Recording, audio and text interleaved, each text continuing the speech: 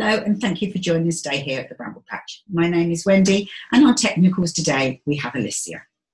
Today we're going to be looking at a technique called flip and stitch. But what we're going to do it so it actually is quilted as we work through the process. It's the block that we're going to be looking at making today, and next week I'm going to show you how to do put the blocks together in a quilt as you go technique. So behind me you can see here that we have this lovely quilt. So this is a shop quilt in the red and cream, and this is done in the technique that I'm going to show you how to do today. And if I just lift this corner up, you can see it is identical on the back in the blue tones, and it looks like Julie made this one and she had great fun doing it. On this one as well, it's got the different colours sashing on the back, so you can mix and match whichever way you want to. It really doesn't matter. So I've got a few little items here to show you, just to give you a few ideas of what you can do. So this little block here, this is actually a little mat that I made up to go on my son Damien's bedside cabinet. The fabrics match a quilt that I made for him. He selected fabrics, they're quite masculine colours. So I decided to actually make this one on the diagonal, so that all the strips are going diagonally across the placemat. And if you look at it closely, you can see that the strips of fabric on it are all different widths. You can have them all the same, you can have them different. It's entirely up to you. And these are different widths purely because these are the leftovers from a quilt that I actually made. So it's quite a useful technique. Again, you can do it to match something. You can just use bits and bobs. You can make a whole quilt doing this technique and really get through your bit box. So that one is just done as a diagonal with different widths. I have another one here because I change the mat probably 2 or 3 times a week. And this one, if you can see it, I've actually done it so they are all angled. Again, that's using different pieces of fabric up that were cut at different angles from the quilt that I actually made for him. And on the back of these, this is just one piece of fabric. And I think the light is probably catching it so that you can see the stitching that goes directly right the way through. So you don't have to quilt this afterwards. This one is one that I made a long time ago. It's actually in Christmas fabrics, all out of bits and bobs, little candles. And this has had numerous cakes and everything on trays put on it. And it's very well used. But again, completely made out of scraps. And this one, if I turn it around, all I've done with this one is made the strips up and just staggered them as I've gone up and down. So again, total scraps. This one is out of current fabric. I absolutely fell in love with this particular range of fabric. It only came in, I think, a week ago. And if I just lay that down, you can see it's an absolutely beautiful collection. So I bought rather a large amount of this, and I just skimmed a little bit off of the side of some of the meterage that I bought. And all I did with this one, I cut an 11-inch strip of the fabric and a 5-inch piece of grunge, and I attached it to the end to make the strips. And then this is constructed in exactly the same way as I'm going to show you in a minute. So that's those. So here you can see, again, I have a vast amount of batik fabrics. So these are all made out of scraps. So this one, as you can see, this one is all different widths of fabric once again.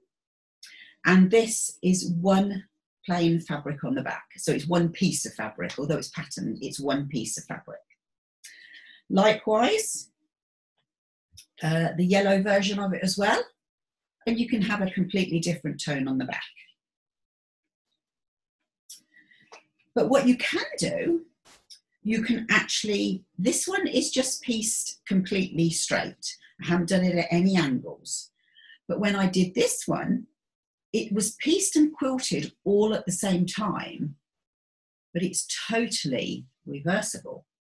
So I could, for instance, do a black and white on one side, and the opposite side of the quilt could be really, really vibrant. Again, total scraps. So this one is just pieced straight all the way down. But likewise, this is how this one is constructed. This one, you can see it's got one large triangle to the side, and then all these pieces coming up here. And these are cut in different widths. But if we turn it over, it's pink on the other side. So again, it's mix and match. Really, really easy to do. So let's take a look and see how we do it. First of all, I'm going to work through showing you just how to do the straight version. So if you want your block to finish up 10 inches, I would cut your wadding and your backing fabric an inch larger. So this is 11 inches square. It doesn't have to be precise because you are going to trim it down at the end. But I recommend that you, whatever you do, you make your wadding an inch larger and then trim it down at the end, because remember, we are quilting it as we go along. So sometimes because of the quilting, it can ease the fabric in a little bit. And if you cut it 10 inches and you want it 10 inches, it might only come out at 9 3/4. So I would strongly recommend add an inch to the finished size that you want your block to be. So all I've done is, because I didn't want to spray the 505 in here, this is the 505 spray that I use. I'm really keen on this. And this just holds everything in position for you and eliminates the fact that you might have the corner of your fabric just flip up and catch it, and then you'd have to do a little bit of reverse stitching and then do it again. So I use 505, but it isn't essential. That is your choice entirely. If you don't have any 505, what I would recommend is to press your fabric and get all the wrinkles out of it to start with, and then place your fabric on your wadding and iron it. Even if you have a steam iron, put a shot of steam through it, because it will help the wadding and the fabric cling together. So if you don't have 505, just give it a press together rather than just lay it on. And that way it will just help hold it into position. Okay, so first of all, I've got my piece of fabric. Now, if you're using the method where you're just going to strip piece it going all the way along, if you want to, you can start at the side. But I do find it easier to start in the middle and work one way and then turn it around and go in the opposite direction. Because if you doing anything large, like the big table runner, you're going to have a vast amount of bulk at some point, whereas you start in the middle, it evens it out and it just works through it really, really nicely. So first of all, what I'm going to do, I've just put a biro in because I tried to do it with a fabric marker earlier and I could see it, but I don't think the camera would have picked it up. So I'm going to use a biro just so that you can see the marking that I'm going to do on it.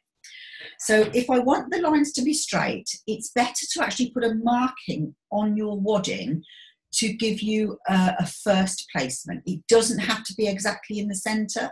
If you're using all of the strips evenly, then you do need to work out where that centerpiece would be.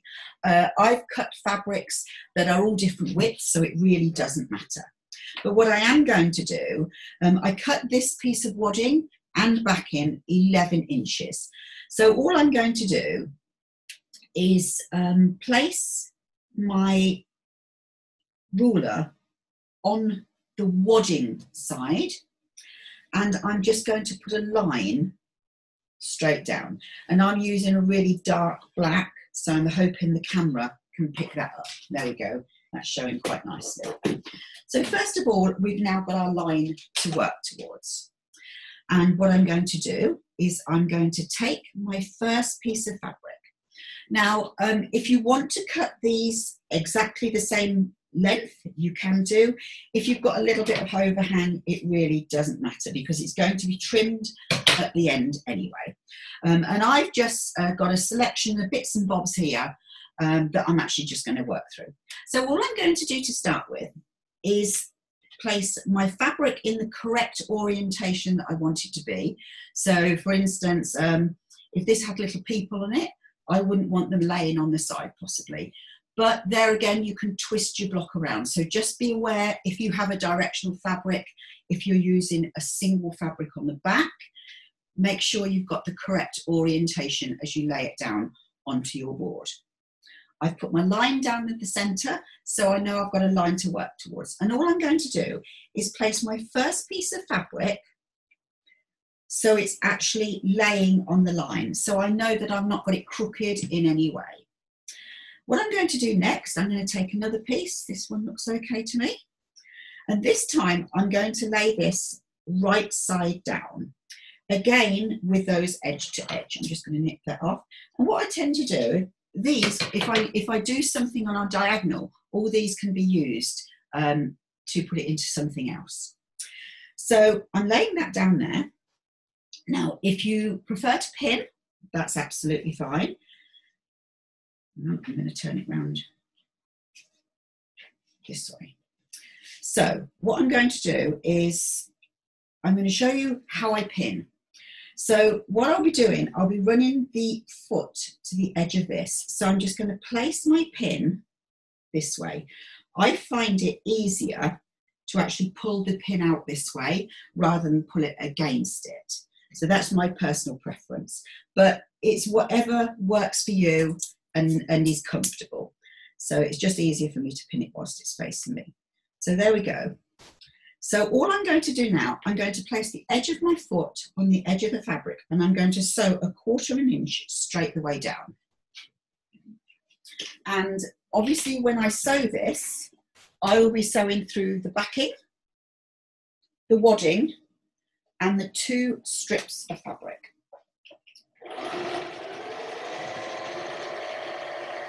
And this goes together really, really quickly. And it's a brilliant way, again, to use your bits and bobs up. They make lovely cushions. I have actually made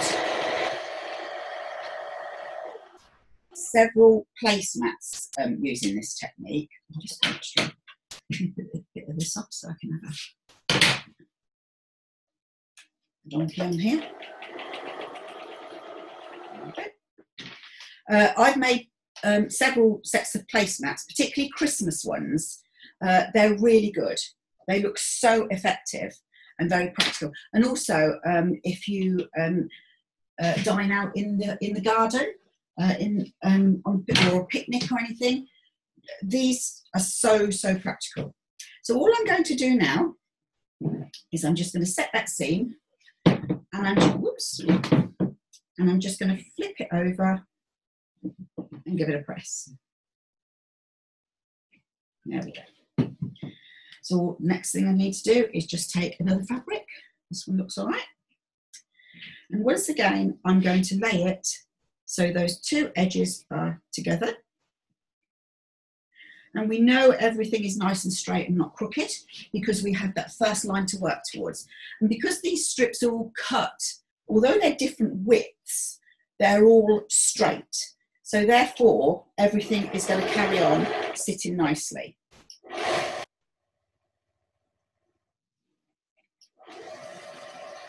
This is also a really good way to use your scraps up and make some back fronts. I've done that on numerous times as well.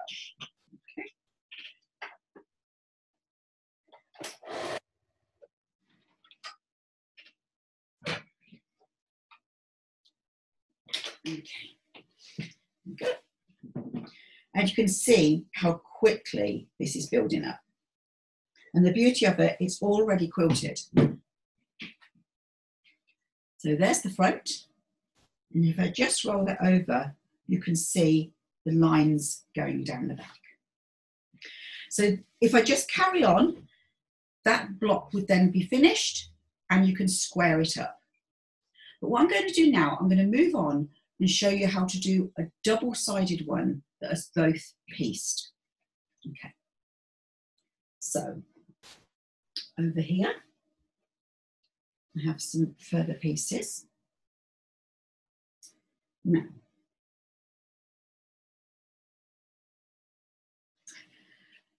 so once again, I have chosen to I want it to be a 10-inch square when it's finished. And so I've cut my wadding 11 inches square. Now, what I like to do is to put a marking across diagonally. And there's two easy ways of doing that. One is to actually stitch a line right the way across. And I've actually done this in a red thread, so hopefully you can actually see that, like so. So it means that you've actually got something to work towards, just like I did when I drew a line. Or you can actually draw the line. I tried to do it, but this was a very fluffy wadding. It was just a little offcut that I had. But you've still got something to work towards. So I would recommend putting that line because you've got a good starting point there. So that's what you do to start off with. So I've got another piece here. And what we're going to do, I'm going to do it, how this one is constructed. This one has got a triangle here, and this part is pieced. So what I'm going to do, I'm going to place my triangle so that the edge of the triangle is against the drawn line, like so. Now, if I give that a little press, it'll help that just cling to it. If I wanted to, I could pin that in position, but I know it will hold in position by me just pressing it. This is a 100% cotton wadding. It doesn't matter what you use. I wouldn't use anything with too much of a loft. Some of the polyesters, they're have quite a high loft, which means they're quite puffy. So I don't like mine to be terribly puffy. So this is 100% cotton, but bamboo, 80-20, they all work, equally as well. So I've already pressed that on there, and that will just cling to that for me while I flip it over. And on the opposite side, I've got this lovely red. Now, I can actually see through there because I've got the tip of it pointing over, just there, like so. Now, if I'd actually sewn that with the sewing machine with a darker thread, I would have both sides to work towards. So that's another plus side if you do actually choose to stitch it rather than just draw on it. Right, so what I'm going to do now is I'm going to construct this going this way. Now, it doesn't matter if all of the strips are the same width or if they are varied widths. But what does matter is that its partner has to be the same side. So for instance, I've got a few here. If I put this one here on this edge, now this is a 2.5-inch strip. And I'm going to pop just a couple of pins in place to hold that in position. It's quite wide, I'll put one in the middle as well, like so. And another one just on the end.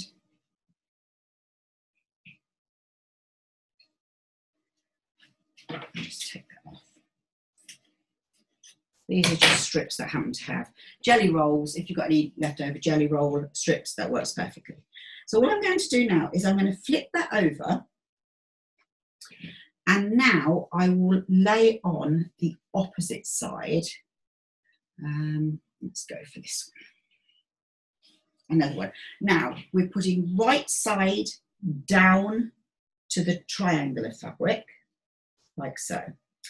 Now, I'm going to be stitching this from the top, but it doesn't matter which side you do, you can alternate, it really doesn't matter. But what I am going to do is I'm going to pin this, and I do tend to put more pins in this side because I'm going to remove the ones from the other side, because if I didn't, then chances are I would go over it with the foot and possibly break a needle.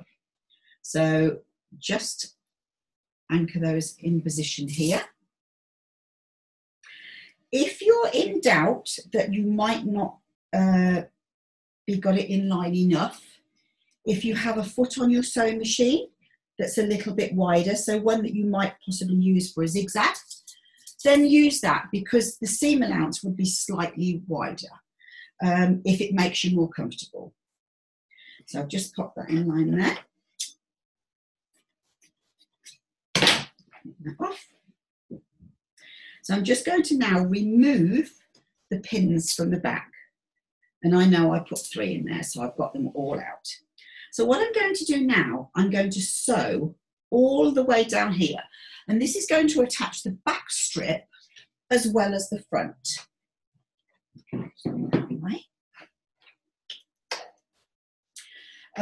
When I do this on the other ones that I did, if I've got, for instance, a blue fabric on the back and an orange on the front, I do actually have different coloured threads in the bobbin to the top. And as long as your machine has got a good link on it, then it means that everything is going to be caught in and you're not going to have any different colour thread exposed at all.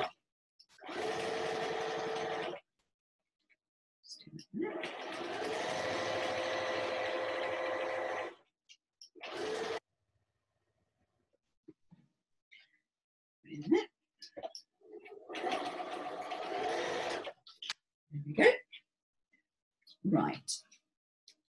So all we need to do now is just take this to the ironing board, and all I'm going to do now is just set that seam. Just put my thread saver there. Roll it over and press.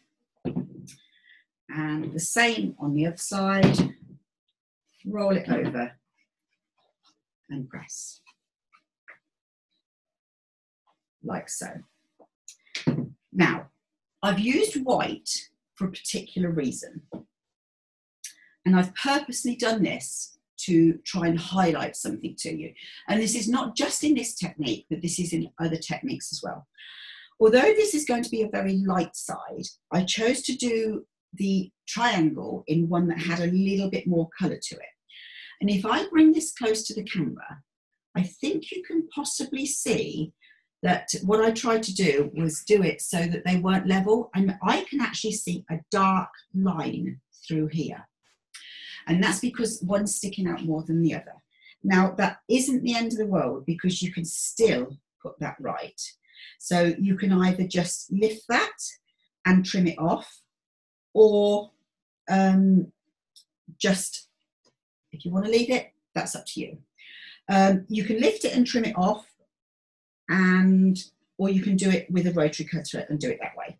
I'm going to leave it because of time. I don't have a lot of time, but I've done it as a learning curve for you so that you can see what can happen if you allow that to happen. So what I'm going to do now, I'm going to put the next strip on. So let's go for one here. And again, I'm going to put right sides on the edge there, like so. And pop. The further you go up, if you're doing it on the diagonal, the less pins you'll need to get in, because obviously the length of the seam is getting narrower. Now, by the time I've got another one on, I'll probably only have to put 2, for instance, on here. Okay, that's the first one. And as you can see, just through repinning it, it's actually caught in the red fabric as well. So that's the white one on. Let's try and find something else a bit zingy, I think. Let's go here. So the white one is on, and I'm going to place right sides down so they're level at the edge, and this time I'll sew it from the red side.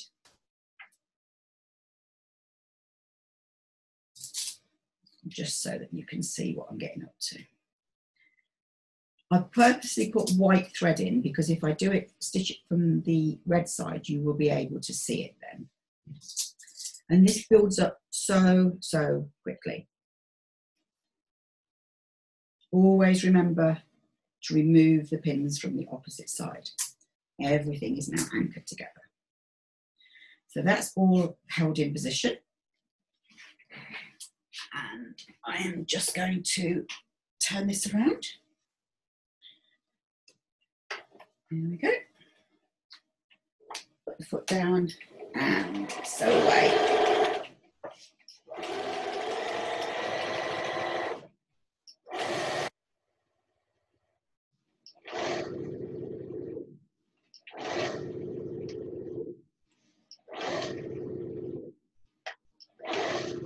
And if, for instance, you didn't catch it all in the first row, instead of taking it off, you could just do it down a little bit lower. It depends on how you feel about doing something like that. Some people do, some people don't. Okay, so all we're going to do now, I'm just going to knit that thread saver off, roll it over, give it a press, turn it over, flip the other side, and give that a press as well. And you can see that when I'm pressing this, I've purposely left this edge on. I'm going to turn it over so you can see it against the blue mat. I think it might highlight it a little more.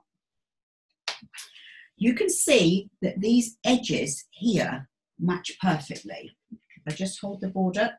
So here, these two edges are still in line because both of the widths of the fabric are exactly the same. The red and the white need to be the same width.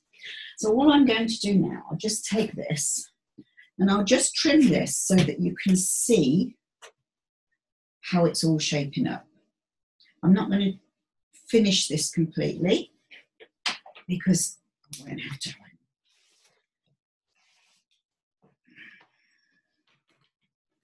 But I think you can see how it's happening. There we go. And it's all quilted.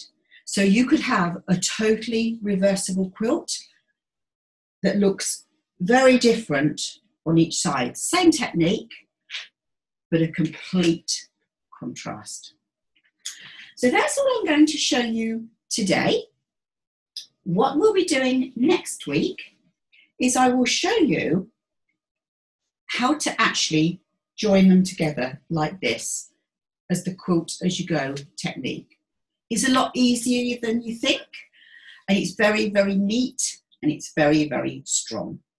So I hope you enjoyed that today. Thank you for joining us, and we look very much forward to seeing you again next week. Bye-bye for now.